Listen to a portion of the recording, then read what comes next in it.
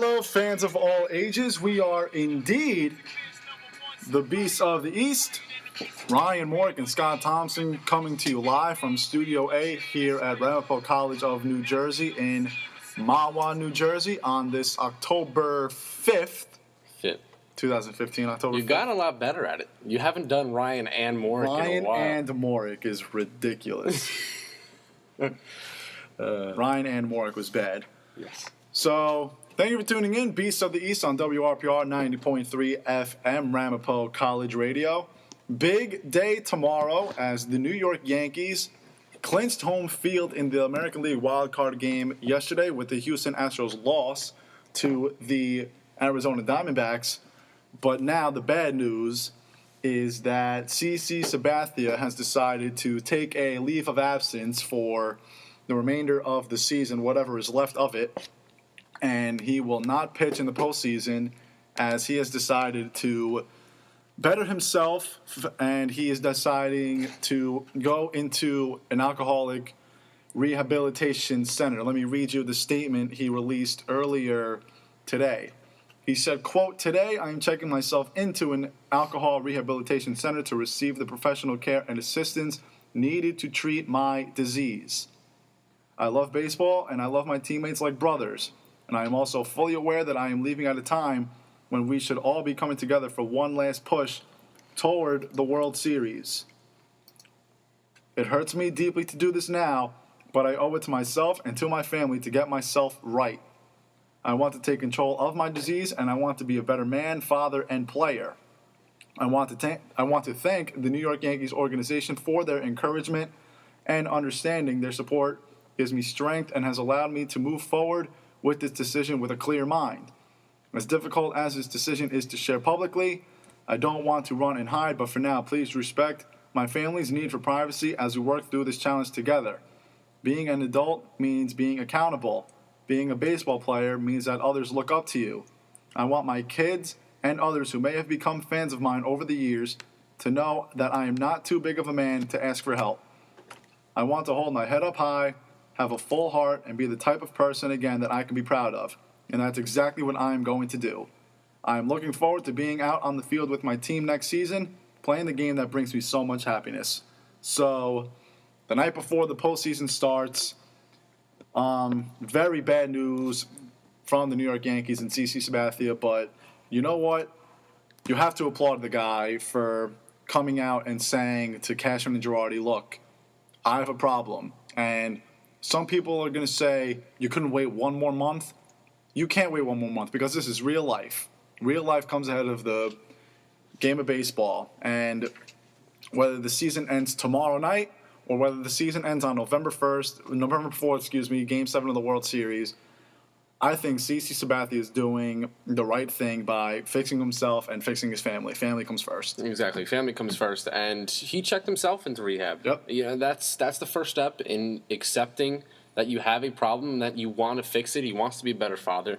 My grandfather was a known alcoholic. He almost lost his family, but he checked himself into rehab, and since then he was the greatest father and grandfather that I could ever think of. So not even looking at baseball, looking at him from just being a man standpoint, that is being a man right there and stepping up and saying, listen, I have to get better. I have to do better for my family. And also I love how he added his players in there. Yep. He considers them his second family. So this is honestly amazing on the point. Obviously, it's bad timing, but you know what? Timing with this, you can't mess with it. Yep. So if he wanted to go in now, let him go in now. Let him fix himself. Let him be ready for the next season. Going back to what you said, the players are his family. They see their players more than their own families. And speaking of families, CC Sabathia is a family man. He has two great kids that my cousins, they go to the same day camp as them, the Ramapo day camp.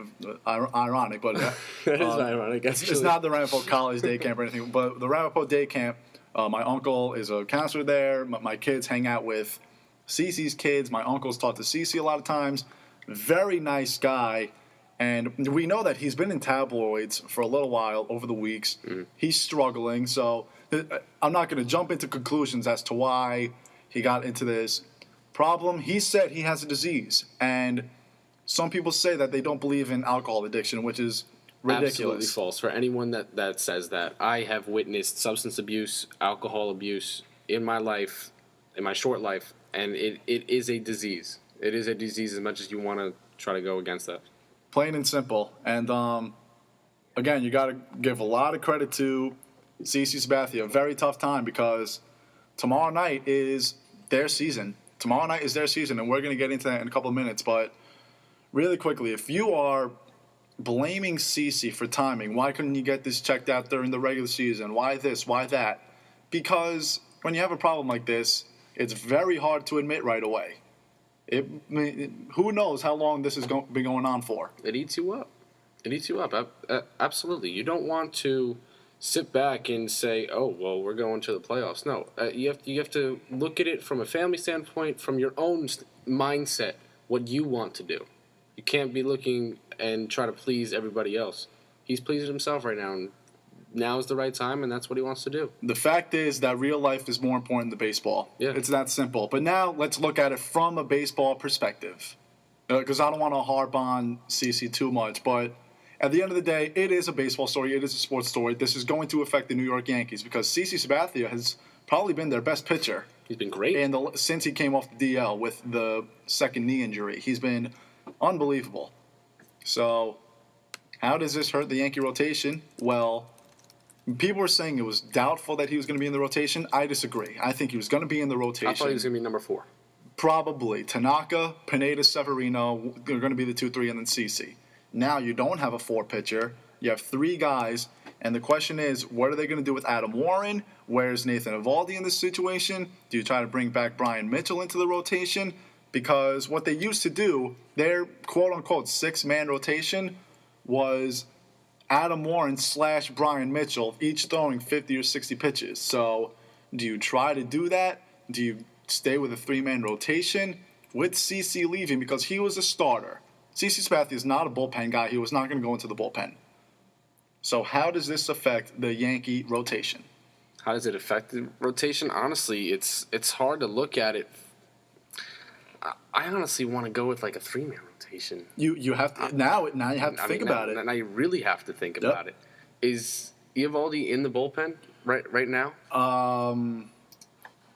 I don't think they've had a word on Nathan Eovaldi in a little while. Exactly. If he comes back, it is soon because he wasn't missing the entire season. He was gonna come back sometime during the postseason. Actually, NJ.com just said just under an hour ago they released an article that says that Yankees starter Nathan Eovaldi says, "quote I'm ready to go."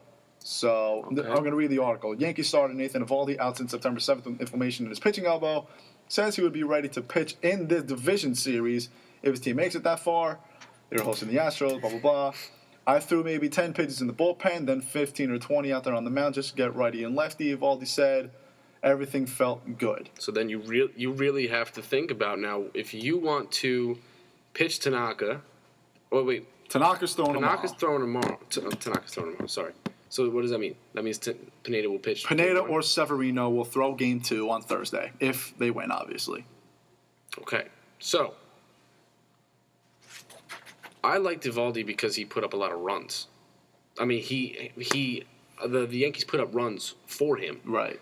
And he had a good win percentage. I think he was he had 14-3 before he went down with an injury. And his ERA is high. It was like a 4.2 or something like that. But since in his last 13 starts before going down with the injury, since that awful start against Miami where he let up 9 runs in the first inning, his ERA since then was under 3 before he got hurt.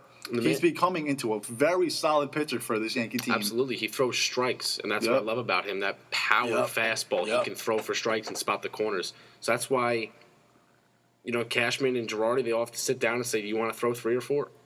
Yep, exactly. So, Ryan Morrick and Scott Thompson here with you on WRPR 90.3 FM. In about 5 minutes, we're going to have a Yankee expert on the air. Chris Shearn from the Yes Network will be on the show in about 5 minutes. So you'll hear a lot of his personal feelings on CC Sabathia and how the game is going to look tomorrow. Let's get into tomorrow night's game. 8 o'clock at the stadium, thank God, because the Yankees were in the best situation, and then they put themselves in the worst situation because the last thing they wanted to do was have a meaningful game 162. and they found themselves in that. Girardi said, I want health over home field advantage. But the thing is, sure, they have a day off today, and they don't play until 8 o'clock tomorrow night, but he was not able to rest a lot of his players yesterday, and that was one of the worst things that could happen to this Yankee team. The Astros are kicking themselves right now. 15-0, Dallas Keuchel is at home. Yep. 15-0. So the Yankees are jumping with joy. The Astros basically lost that home field advantage with that loss yesterday. So it's definitely going to be a pitcher's duel tomorrow in the Bronx. Dallas Keuchel dominated the Yankees in his appearance against them. I think he went. Did he go a complete game? I don't think so. I think through 16 innings of maybe 2 runs. Yeah, he owned the Yankees in both of his starts against them. So I don't know. I'm actually really looking forward. Me and Ryan are going to go tomorrow, so I'm really looking forward to how the Yankees really take this game right now. And I think home field is very important in this game because it was either the Yankees, who haven't been in the postseason since 2012, and the Astros, who haven't been in the postseason since 2005. 10 years for the Astros, 3 years for the Yankees, but for Yankee fans, 3 years feels like 10 years. And the Astros are 2 seasons out of losing 111 games. And the Astros, look at their lineup. They have Carlos Gomez, Jose Altuve, Evan Gattis, Chris Carter, Keuchel, we all know. You have a very good team. And George Springer. Oh yeah, what I don't like is that I'm looking at their stats against Tanaka right now. Your key guys, Altuve, Carlos Gomez, George Springer, all have hits against Tanaka. Chris Carter and Carlos Gomez have not gotten a hit against Tanaka. So they definitely have his number as of now. We really need to see Tanaka step up tomorrow night. But the thing is, I believe Tanaka will step up because he knows how to pitch in big-time games. And actually, we have Chris Shearn on the line right now. Chris, it's Ryan and Scott. Thanks a lot for coming on. What's going on? Wow, no wait, just right on the air? What's going on with you guys? Well, you're the only caller so far. We were too excited. We needed to bring you on real quick. I know the feeling from my college days, boys. I know it very well. Well, speaking of your college days, what has your career been like from your days in college to today, Chris? Oof, that is a long and detailed answer that I will have to give you the short version, like the Spaceballs short version. So here we go. I went to Rowan University. I was accepted when it was still Glassboro State College. It's in Glassboro, New Jersey. Traditionally, it's a teacher's school, hence our awful nickname. And I'm sorry, Rowan, but the professors have to be updated. The profs. Pretty much the worst nickname in college, in my opinion. I love the school. I love my professors, but the nickname is it's hideous. Anyway,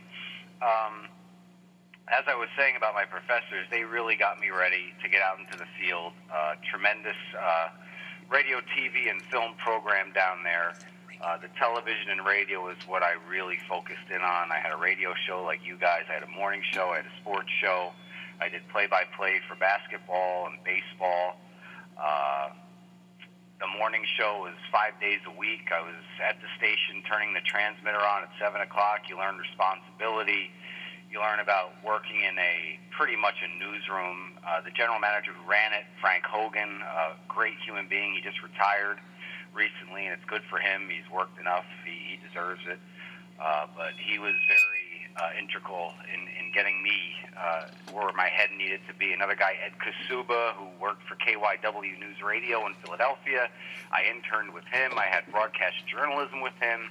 And, if you want to put your head down on your pillow in your dorm room at night and worry about class the next day, that was the class to take. It was also a great class. About the second or third week of the class, if you had one mistake on your homework, it was a 0. So he really treated it like you were in a newsroom, like you were in a working environment, and he wanted no mistakes. He really took the journalism part of broadcast journalism to heart, which, as you guys see, a lot of the times nowadays, that word really doesn't ring true. It's more of get it out there first and be the first one to tweet it, instead of being right about something. And I don't know how many times I've seen something that was wrong, but it was just tweeted out because whoever wanted to have it first. Yeah, so, we were actually just talking about that in our class last week. Yeah. well, there you go. About a lot of misinformation just because people want to get it out there first. AKA Carlos Gomez to the Mets. Well, that was a little convoluted. Right, right. We don't know the real ins and outs of that, but yeah, that's a pretty good example. Right. And then after college, I worked for Major League Baseball Productions for a minute as a logger and an editor. Basically, I was getting paid to watch sports. I figured that was pretty cool, getting out of college and being able to watch sports and getting paid for it. I could be doing it at home and not getting paid for it, so that was pretty cool. After that, I coached my brother's baseball team, and my shortstop on that team, his aunt, was a director at CNBC, which was fast moving into MSNBC, and they had something that MLB Productions wasn't offering me, and that was benefits. So I took the job at MSNBC. There was no sports there, but I got a nice little news background. And as I told Ryan when he came to visit, yes, you can't really look a job horse in the mouth. You have to go and you have to get experience any way you can. And when I went to MSNBC and I spent 6 years there, I really learned a lot about the overall business. And I went, from the ground up, from a production assistant all the way to a sports producer. They got rid of sports in 1997, I believe. They did have it when I first got there in 96, but in 97, they got rid of it. So it was kind of a drag, but at the same time, I moved laterally onto the news side, and I learned a lot about being an associate producer, a tape producer. It wasn't a union shop, so you could go in, you could learn how to edit, you could ask people questions and actually put your hands on the equipment. MSNBC was a great springboard for when I left there and went to Yes. And hit the ground running at Yes. I made a lateral move to go there. It was actually kind of a backward step, but it's where I wanted to be. I grew up in the tri-state area. I grew up a fan of the pinstripes. And to be in that position as an associate producer for the network that runs the Yankees, I thought it was a pretty good fit for me. Right. And 13 years later, here I am on the air and doing my thing and couldn't be happier. So I hope that answered your question in a roundabout way. It could have been a lot longer, but I spent you guys a lot of time.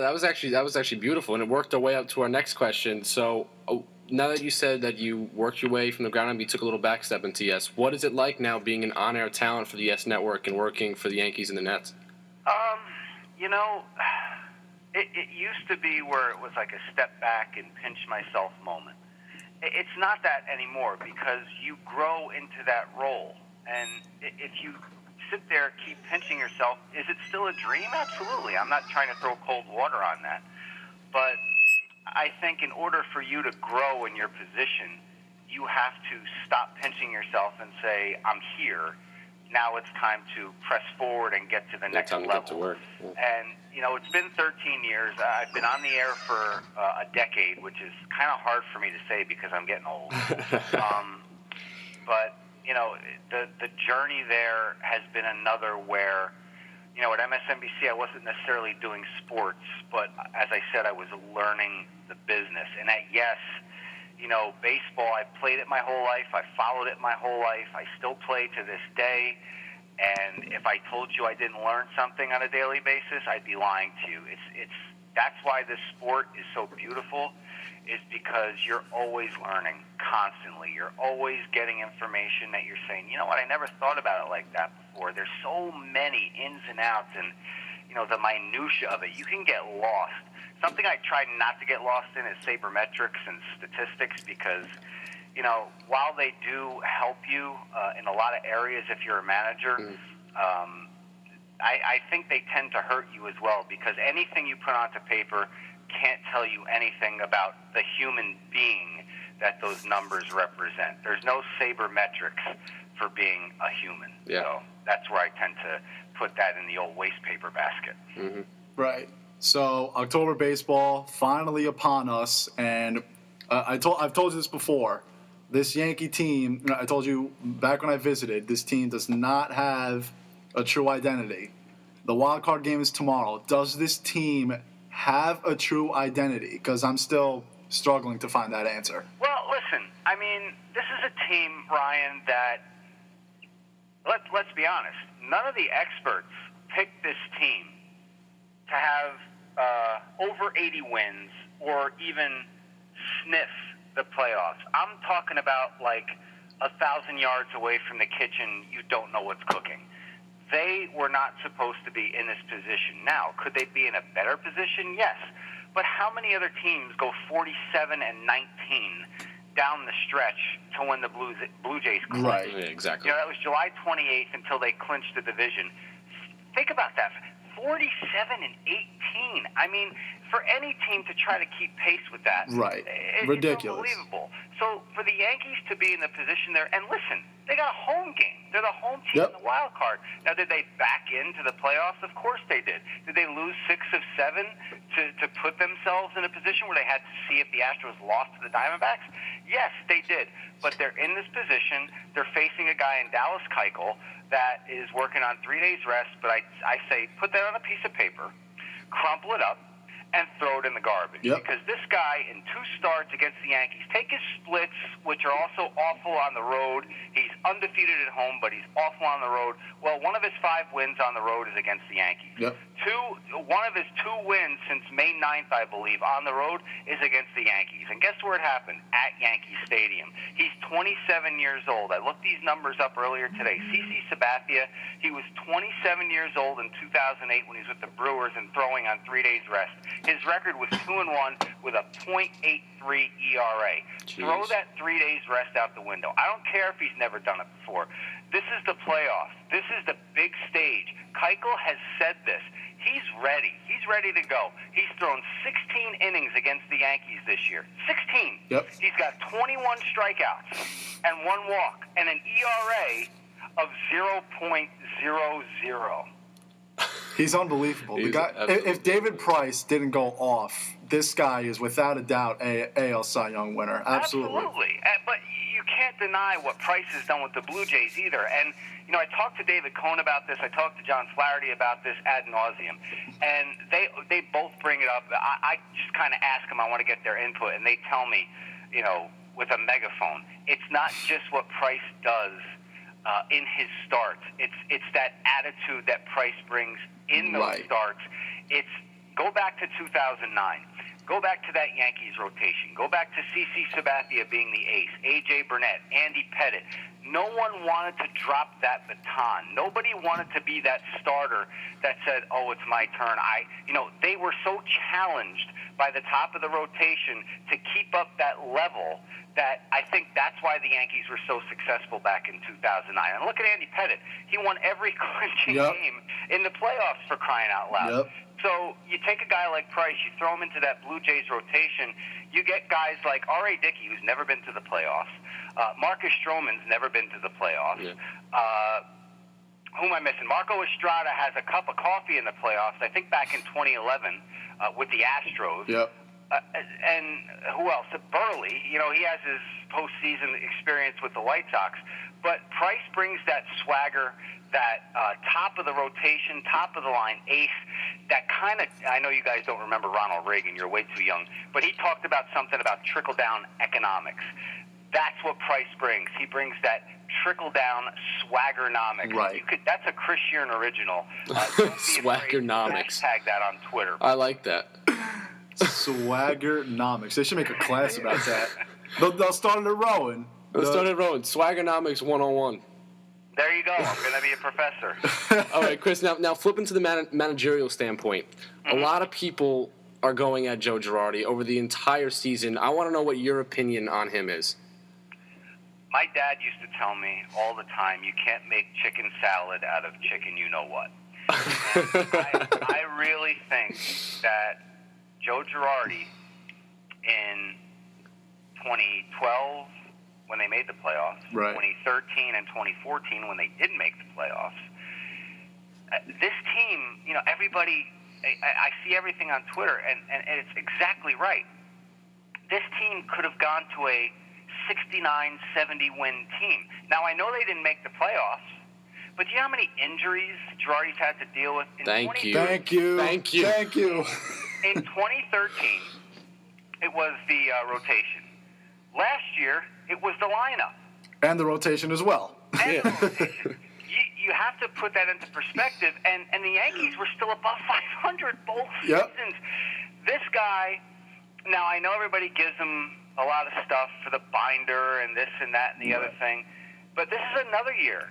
This is another year where they weren't supposed to do anything, and this guy has made chicken salad out of chicken you-know-what. They're in the postseason. I don't care if it's just for one game.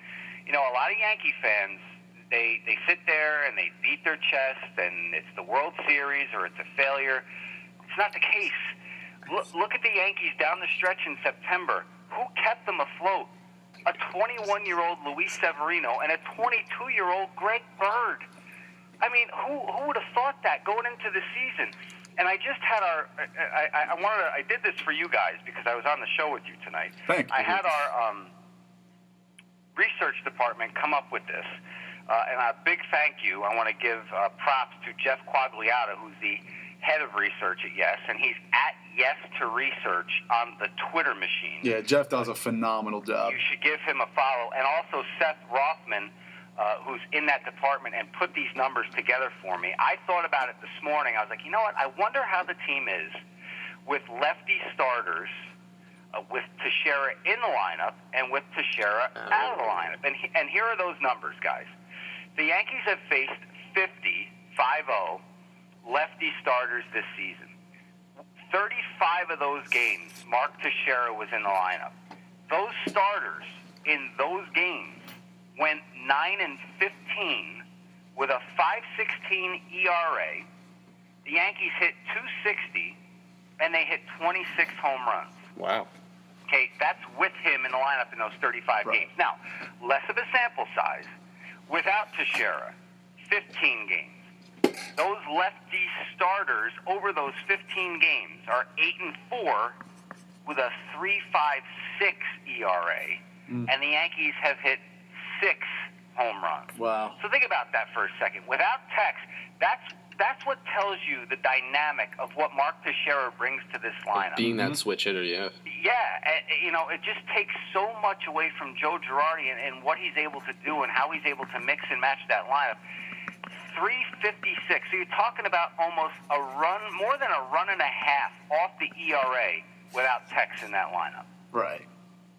So, yeah, Teixeira arguably MVP. When you pull up those kind of numbers, Teixeira was probably the MVP of this Yankee season before he went down. He was definitely up there in the conversation for sure, but you can't take away like what Josh Donaldson has done this year. That guy's an absolute beast. Freak. Yeah, exactly.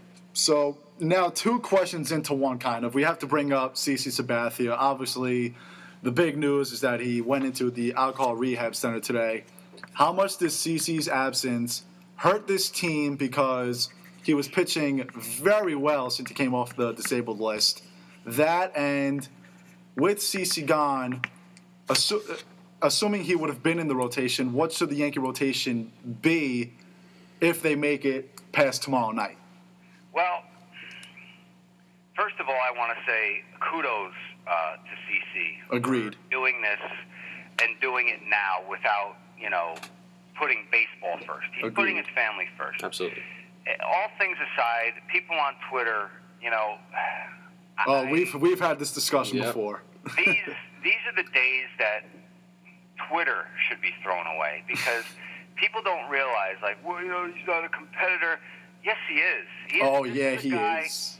This is a guy who has, you know, instead of saying, you know what, my knee's no good, I can't go anymore, put a brace on and went back out there and gave the Yankees an ERA of 2.11 over the starts he's been out there since he came back from the disabled list. Yep. I don't want to hear anything about him not being a competitor.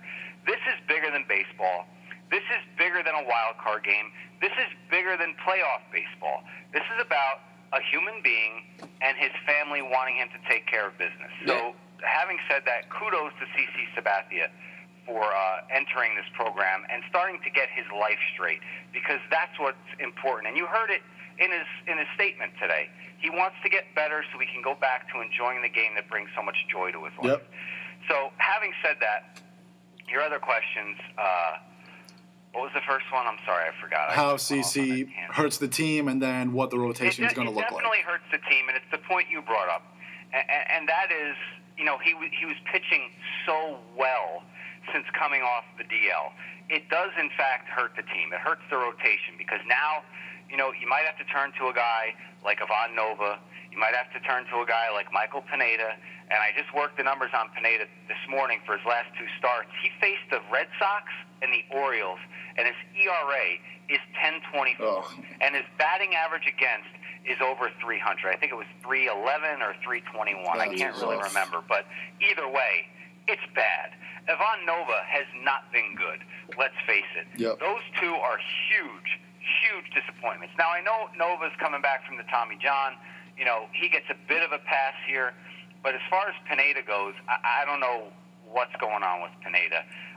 Now, Nathan Eovaldi today threw a short 10-pitch bullpen, according to our buddy Chad Jennings over at Lowhud. Mm-hmm. He posted this. I want to give him credit. He threw a 10-pitch bullpen, and he faced hitters for the first time since being shut down with elbow inflammation in early September. He said there's no chance he could throw tomorrow, especially after going today, but he would assume for Kansas City if they made it. I just got done out there, so I don't know when I would be throwing next or what I need to do, but he threw 25 to 30 pitches today. He said he felt good. He just felt a little rusty. Other than that, it felt great. So that's positivity from Eovaldi. However, when can he go? When can he start? He still has to be stretched out. If the Yankees win tomorrow against the Astros, can you start Eovaldi in a game 3? I mean, What is that? Thursday, Friday, off Saturday, so that would be Sunday at Yankee Stadium. And what's today? Monday, so Tuesday, Wednesday, Thursday, Friday. Yeah, he'd be working on 6 days rest. Mm-hmm. But still, he only threw 25 to 30 pitches today. So how much can you get out of him? Right. That's the thing you have to wonder about. And then if you do throw him out there,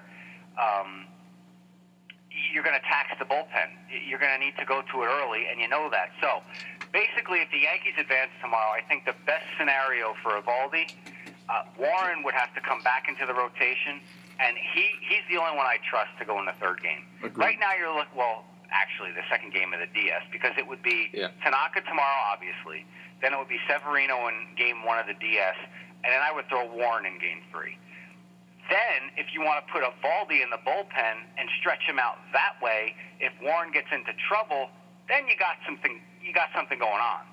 But Warren's been back in the starting rotation, so if you wanted to start Eovaldi, there's that mix and match you could do there, the juxtaposition. But if you start Eovaldi, Kansas City's going to know he's not going to be out there long. Right. So that's the second part of the question you asked me. I would definitely go back to Adam Warren, and then based on what's been happening with Pineda and Nova, I don't know. Flip a coin. What do you guys think? I don't know, because my thing is, I mean, it's basically proven that if Pineda's slider is not there, he's going to get tattooed. Right. Do you want to take that risk with him? Because we all heard in spring training, people were saying Pineda was one of the best pitchers in the American League during spring training. But if he doesn't have his off speed, he's done. So, I don't know. I mean, I agree 100% now. I was leaning toward Pineda starting game 2, but as soon as I saw him this week, Severino has to start game 1, of the DS. Severino has been unbelievable. And then I don't care how old he is. He's got to start. Yep. So put that in the old pipe and smoke it. And also this tomorrow night. We're talking about something that might not even happen. I mean, they have to get by tomorrow, in order to even start to entertain those thoughts. And I saw earlier, Eric Cooper is the home plate umpire for the wild card game between the Yankees and Astros at the stadium tomorrow night. And I love doing this. I don't know why. I may be the only person that does this, but I check to see if the pitcher's been up there. But it's a pertinent point, because depending on if the umpire gives you corners, whatnot, it does make a difference. And Keuchel has 4 starts. Tanaka doesn't have a single start with Cooper back there. So this will be Tanaka's first start. He doesn't know, how to... He doesn't know a strike zone. Right. So Keuchel does. He's 1-2 in 4 starts. And there were 3 starts before this year, and I think his ERA is up around 6 in those starts. Wow. His 4th start, his 1 win was his start at Yankee Stadium, where he fan 9 over 7. Wow. Okay. So put that into the old blender too, and when you're watching it tomorrow, just remember that your Uncle Chris told you that Eric Cooper's behind the dish, and Keuchel had some success not too long ago with Cooper back there. We're going to the game tomorrow. We're going to be telling people, Chris told us this. We're going to tell our whole section tomorrow. Well, do yourselves a favor and don't say it if the Yankees are losing, because I don't need to hate on Twitter. Thank you very much. Good. All right, you got it. Deal. So, Chris, what's your prediction for tomorrow night? What do you think? You know what? Here. That doesn't sound too good. Here's what I think, and you know what? I'm not gonna. I'm just gonna be honest with you guys, and that's what I've been taught to do my whole life. I'm the optimistic Yankee fan. Ryan isn't. You're very pessimistic. We'll talk about that another day. Well, Ryan and I are in the same boat then. But here's what I posted on Facebook, and then you guys could debate me. Ryan, obviously, you're going to agree with me. The Yankees are in. I don't know what camp you fall under. The beat your chest, we have to win the World Series every year. Well, we are failures camp. Or the people who like to live in a little place I call reality and are and should be happy that even though it's a 1 in a million chance, the Yankees have a chance. Mm-hmm. Do I feel like they're going to magically remember how to hit against a left-handed 20-game winner? Don't bring up 3 days rest either. 16 innings, 21 Ks, 1 walk, 0.00 ERA, and 2 starts for Keuchel against the Bombers. I think, and you're not... Ryan, who's your co-host's name? I'm sorry. Scott. Scott. You're not going to like this, Scott. All right. I think they are one and done, but they are in a better spot than they were in 2013 and 2014. Yeah. They are at least in it. A team that was predicted to win under 80 games and not even think about getting into the playoffs. Yep. So here's what we have, Scott, okay? Here's the thing to be positive about. Tomorrow night, Yankee fans have the opportunity to watch their team in a playoff game with a chance to head to Kansas City and shock the American League. And guess what? Mr. Negativity is saying if they do get by Keuchel, if Keuchel lays an egg, the Yankees can beat the Royals, and you could see the New York Yankees in the ALCS. I'm not saying they're going to beat either the Rangers or the Blue Jays, but if they get by this one game, they could be playing in the ALCS. Yeah. Well, I don't know about you two. I'm sorry, Scott, Yeah, but go ahead. I don't know about you two, but I consider this season a success. I do. It is. I do. How could it not be? And I'm not one of those World Series or 27. World Series or bust people. I live in reality. I'm just optimistic for a win. I have a stat right here. Carlos Beltran's been hitting very well. Yes. Is batting .444 against Keuchel in 9 at-bats with the home run. So, maybe. Well, you better hope there's 2 on, and it's the second inning. Absolutely. Absolutely. But I'm optimistic. With no outs. Yeah, and this is another thing, guys, and in all honesty and in all sincerity, all kidding aside, Masahiro Tanaka cannot go out there in the first inning and give up a 3 spot. Yep. You can't. Oh, Momentum has to swing early. That's going to be the win of the game right there. I think whoever scores first, boom. He's got to go out, and he's got to hold the Astros. Remember, when Tanaka pitched against them earlier in the season in Houston, he gave up gopher balls to Chris Carter, Jose Altuve, and Carlos Correa. These guys are not patsies. They can hit. No. They can hit. They know how to play the game. They wouldn't be in this position. They wouldn't have improved by 16 games this season if they didn't know how to play the game of baseball. A.J. Hinch has done a tremendous job with the Houston Astros. You know, Yankee fans thinking that you can't just beat your chest and say, yeah, we got it, we'll be in Kansas City on Thursday. No, this Houston team is a threat. Mm-hmm. It's a threat, and if you think they're panicking about having to go to New York, despite their awful road record, did you see them celebrating last night. Yep. Really seemed to faze them. No, not at all. And they're young players. They love this. They love the postseason. So They've got nothing to lose. This is a team that lost 100 or more 3 straight seasons. 111 2 years ago. 3 straight seasons, and now they're in the wild card game. They're playing with house money. Exactly. House money, and before this is over, because I don't know when you guys are going to let me go, because I could talk forever. Ryan knows that. Soon. Please hurry up. Ryan Cashman takes a lot of mudslinging here and there, and that's to put it lightly. But I have to give the guy credit where credit is due. Yep. He could have went and made a move at the deadline, got rid of Severino, got rid of Bird, got rid of another prospect. This is the question I pose to every Yankee fan out there in Ramapo land and beyond. Would you rather win one World Series this year, once again, trading away the future, or do you want to have another core of players have a shot this year, albeit a 1 in a million shot, but as Jim Carrey said in Dumb and Dumber, So you're telling me there's a chance? Okay? Or would you rather have that core, and I don't know who it is. I don't know if it's going to be Rex Snyder. I don't know if he's your everyday second baseman in the future. I don't know if it's probably Severino. It's probably Bird. Judge is on the way. Make no mistake about it. Yeah. When Carlos Beltran is off this roster, Aaron Judge is your right fielder. Yep, exactly. So those 3 definitely are going to be the new core. Would you rather have them go at it for a decade, or would you rather have made a stupid trade at the deadline and gone after one World Series this year? Which isn't even guaranteed, might I add. That's the rational reality Yankee fan that I have grown into. I used to be that pound my chest, we have to win every year.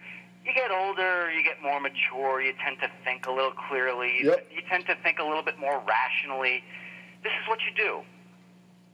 Exactly. So guys, when you reach 42, when you reach my age, you'll say, you know what, the old guy was right. And when you're 42, I'm going to be a hell of a lot older, so I really don't want to think about that right now.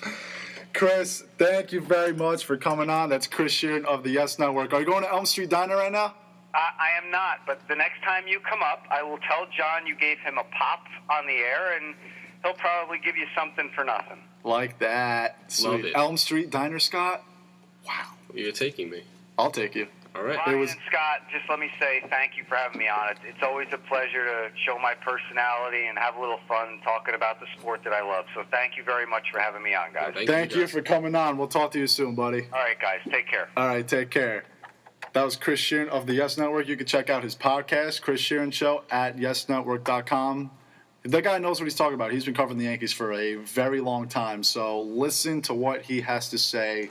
You heard the numbers that he crunched. That's all the guy does. He's number happy. That's how Chris is. I've known him for a little while, and he's very smart. He's good at what he does. Listen to what he just said. Great guy. Great guy. I love him. He's giving us good of his father's wisdom. What you said, you can't make chicken salad out of chicken, you know what. That was a good one. Scotty T, it's 6:44. I didn't realize we were going to be on that. I'm going to do this real quick. Yep, go ahead with the updates. All right, Rampo updates. Rowan blanked the men's soccer team on Saturday 3-0 in an NJAC conference matchup. The Roadrunners now fall to 5-5-2, and they are 0-3-1 in conference play. They will return to action on Saturday against Rutgers Camden at 1 p.m. That is an away game. Women's volleyball, the Roadrunner Invitational, was held at the Bradley Center this weekend, and the home team did not disappoint. The Roadrunners won all 3 of their matches, facing Hunter College, Brooklyn College, and Cortland. They improved to 11-5 on the season, and they will take on King University tomorrow at the Bradley Center at 7 p.m. Men's cross country placed 14th overall at the Paul Short Invitational on Friday, hosted by Lehigh University. Senior Paul Julis finished 17th overall, while rookie Matt Toohey finished just 6 seconds later, placing 29th overall. The next race will be held in Sewell, New Jersey for the Interregional Border Battle, hosted by Rowan University. Now on to pro updates. Big news this morning for the Yankees. We've been saying all along, CC Sabathia checked himself in the rehab for alcohol addiction. He said, "It hurts me deeply to do this now, but I owe it to my family to get myself right. I want to take control of my disease, and I want to be a better man, father, and player." The Yanks will now play for CC, as A-Rod stated. Tomorrow night in the Bronx, they will take on the Astros in the AL wildcard game. Keuchel, Tanaka on the mound, going to be a great matchup.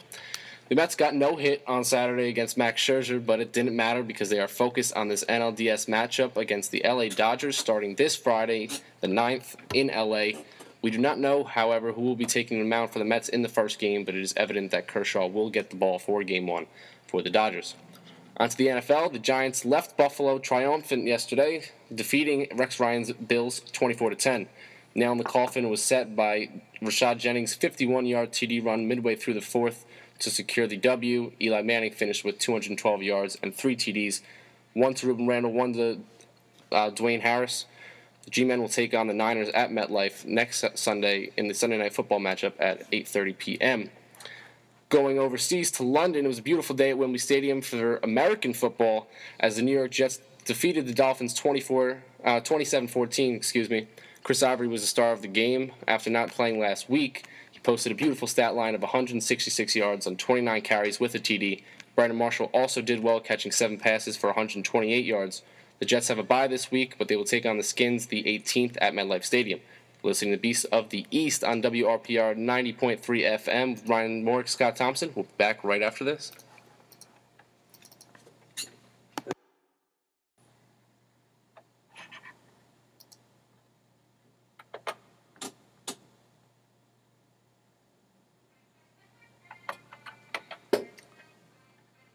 Base of the week.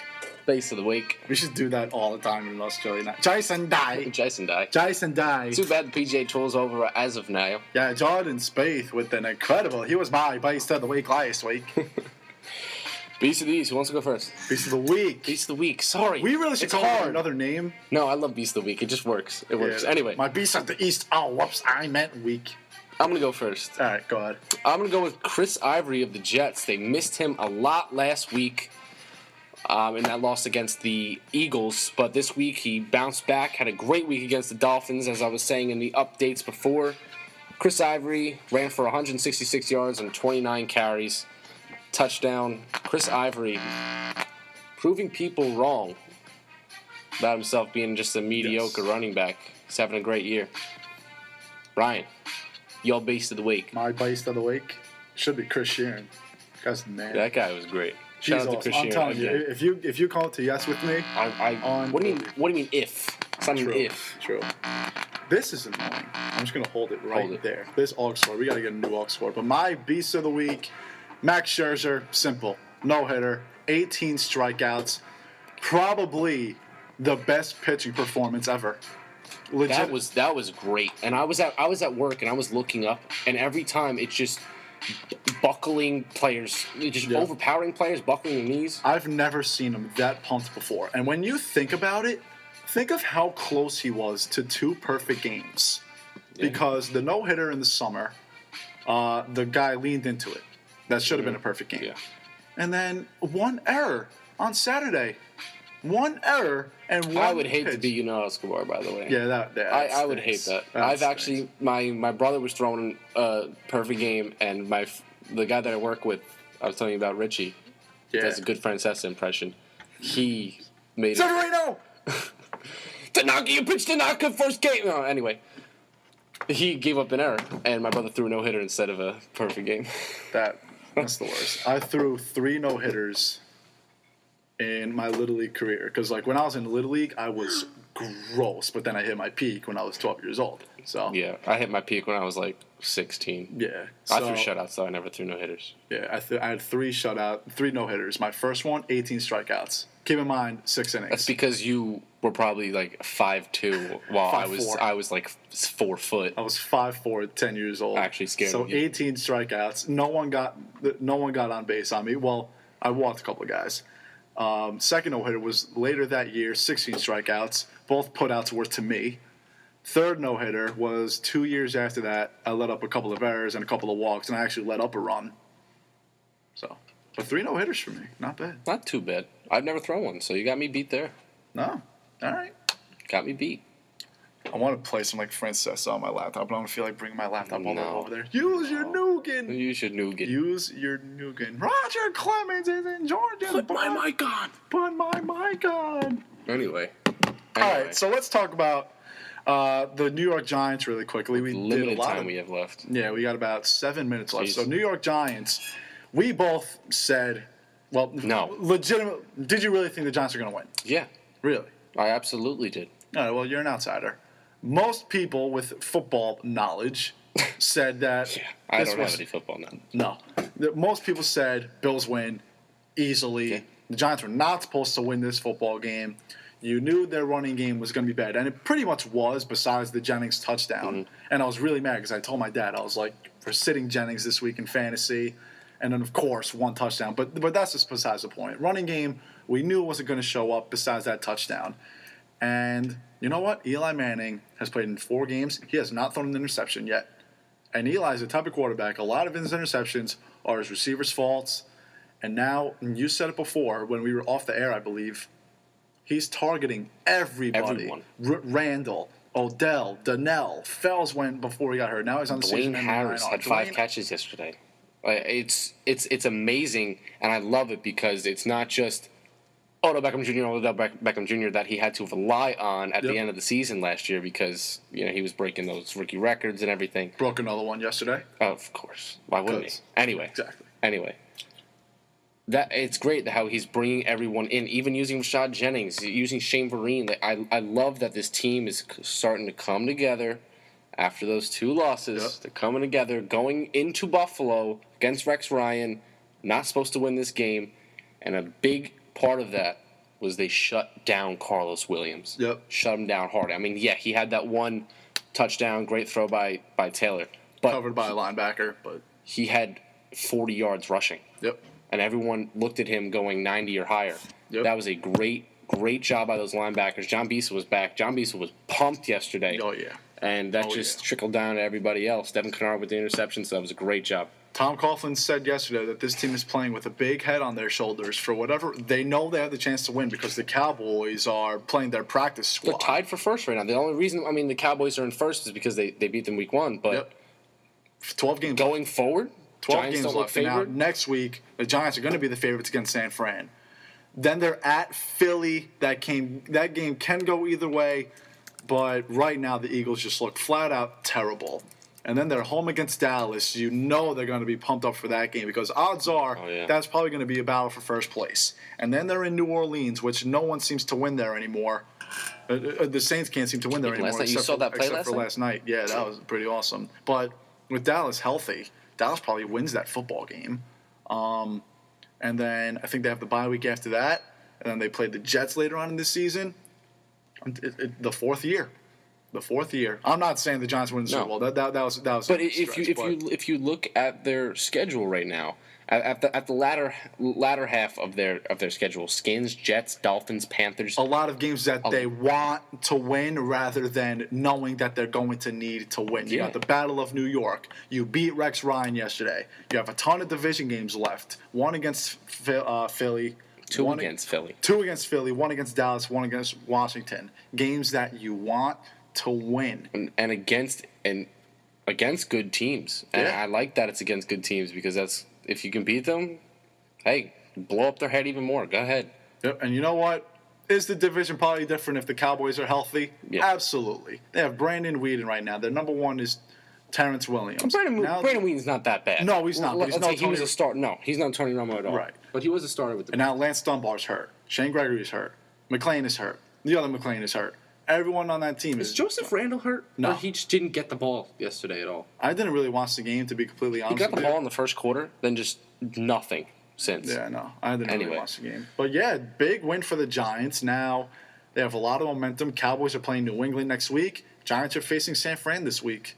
San Fran stinks. The Giants can be in sole possession of first place next week after Stephen starting A. 0-2. Smith is saying the Niners want to go back in time and take Jim Harbaugh back because this team is greatly missing them. Hail to the victors, 18th in the country. Keep it up, boys. I like it. And next year, Michigan's going to be awesome. They have the number 1 recruiting class for next year, and it all starts with their O-line. Yeah, Michigan football is definitely They're going to be love on the themselves next come up. year. They're going to and be on that the is come because up. of Harbaugh. That's absolutely because of Harbaugh. But anyway, Now, moving teams, we usually, if you guys can't figure this out, we try to get everything done as quickly as possible. So enough Giants talk. Jets really quickly. Nice win overseas. Miami, once again, pretenders to say the absolute least. I expected them to play very well. And do you want to know they what haven't. is hilarious? Yeah, I completely forgot Ndamukong Suh played for the Dolphins. I completely forgot. He's been unbelievably bad. They didn't bring up his name yesterday. I had to figure it out in the Except third. when he kicked off Ryan Fitzpatrick's helmet. Yeah, in the third quarter when I saw everyone walking back to the line, I saw his name. So yeah, Jets are 3-1. So, it's not plugged in. Never mind. Hopefully you heard that horn. Oh, I heard that actually pretty loud. All right, good. But yeah, Jets 3-1, Giants 2-2 coming back. New York football. New York sports, man. Giants and Jets. That December good. 6th matchup is going to be a lot of fun. In the postseason, and to make things even better, Friday. Hockey season, baby. I love hockey. It's my favorite sport. Why don't people like it? It is the most fun sport to watch. If you've never gone to a hockey game, don't talk to me. Why don't people like it? All right. I mean, a lot of it comes from what they grew up on. I mean, I was spoiled because my cousin was a big hockey junkie for some reason. So I was 4 years old watching Doc Emmerich call the Devils, by the way. That's how I got into it. I used to watch him instead of. But anyway, I used to go to Devils games all the time. I still do. I still go to at least 4 or 5 a year. And it helped that my friend plays hockey at a big hockey program, so I've been always watching hockey. You know, I'm supposed to be a Ranger fan. Supposed to be? Never supposed to be. It's always about you, man. My dad, because I grew up Your rooting dad's for a big whatever Ranger my dad. My dad had season tickets for the Rangers for years. He gave up on the Rangers. 1989, the Rangers just couldn't win. They were good, but they never knew how to finish. Because in 1940, the whole big thing, they didn't win the Stanley Cup for 54 years. They couldn't finish. Devils were the new team in town, 7 years old. John McClain sent them to the playoffs. My dad said, I'm a Devil fan. Me, my brother, and my dad are the only Devil fans in my entire family. And that's why I was a Devils fan, too, actually, going to that. Scott Gomez, Scott Niedermayer, and Scott Stevens were all on the team. Scott, I had to go with my Scots. You know who my favorite Devil used to be? Alexander McGillney. I don't even know who that is. What? I don't. Jason Arnott was my favorite. Jason Arnott with the game winning over the top. Oh, man. Jason Arnott. No, I love hockey, man. McGillney was up there. Cam Jansen used to be the man back in the day. Who else was solid? See, that's the thing. Oleg Taverdowski. Jeff Friesen. People missed hockey. John Madden played. John Madden was great. John Madden was my first Devil jersey, People missed good hockey. I mean, obviously not. I mean, if you watch hockey now, hockey's great. But I grew up on watching good Devils hockey. Yeah, and I just don't get why it's not popular. I don't get it. I don't know. Non-stop action. You have contact. You love it. People always complain about baseball. Oh my God, there's no contact. It's this. You stand around for 3 hours. But then you give them a hockey game. The rink's too small. Okay. Excuse me. And then you put on a football game where I think people are mad because they can't ice skate. It's hard. That's got to be. I mean, I get it's not like an American sport. I don't care. Soccer. Here we are out on the pitch. It's 0-0. It's been 0-0 for 8 months out on the soccer pitch. And here we are out for a tremendous game here in the FIFA World Cup. Shut up. That was rough. That was pretty rough. That was off the cuff, though. Low key. Anyway. Maybe high key. You have a closing thought? What are you thinking about? I would have a closing thought, but it is 7:02. I don't care. I'm still got to close the show. I have a closing thought. My closing thought, let's go Yankees. That's it. I'm being optimistic. I think that they can hit Dallas Keuchel. I think that Masahiro Tanaka can throw a good game when he has to, because that's what he's done the last couple of starts. Carlos Beltran, 3 for 4 tomorrow night. Greg right? Bird, 5 for 5, 6 home runs. What? All right. Oh, I gotta plug this in. Duh. But yeah, I'm confident in the Yankees tomorrow. I am. I think they can do well. Yeah? Yes. All right. Well, I have a closing thought real quick. Real quick. I was talking about my friend Connor Clifton and Timmy Clifton, both at Quinnipiac University, ice hockey. Played an exhibition last night. They both scored. Wow. They both scored. Connor didn't score all last year, and he said he'll score 10 goals this year. And Timmy coming off of a great year. Starting off right. It's my boys. Boy, thank you very much for tuning in to Beasts of the East. We're 3 minutes overdue. We really went all Don't about care. hockey. Chris Shearn, thank you so much for being on. You took up a great 35 minutes of my life. And I loved solid. it. That was a solid. lot of fun. Chris Shearn, thank you very much. Check out his podcast on theyesnetwork.com. Scott and I will be at the game tomorrow. And then I don't know how we're going to do our interview with Bald Vinny on Wednesday because our voices will be hoarse. But Wednesday night, Bald Vinny Milano, the leader of the Section 203 Bleacher Creatures, is coming on the show. We're excited for that. Ladies and gentlemen, it is not goodbye here. See you later. See you all on Wednesday. So long and take care. Let's go, everybody. Yankees. Go Yankees. 27-27.